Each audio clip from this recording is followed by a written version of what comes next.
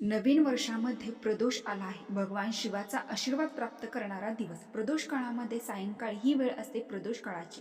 4 प्रदोष, 5 प्रदोष करून बघावे, की आपले एखादे काम असेल, नोकरीसाठी अप्लाय करत असाल, एखादी समस्या असेल, एखादी तकलीफ असेल.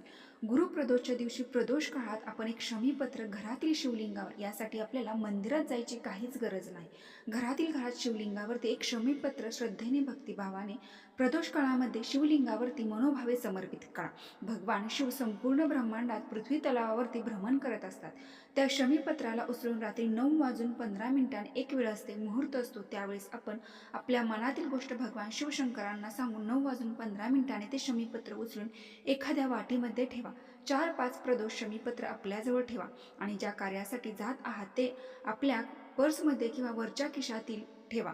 बघा, तुमचे ते कार्य सफल होईल. फक्त विश्वास आणि श्रद्धा ठेवून हे काम करा. तुमची प्रत्येक गोष्ट पूर्ण करतील.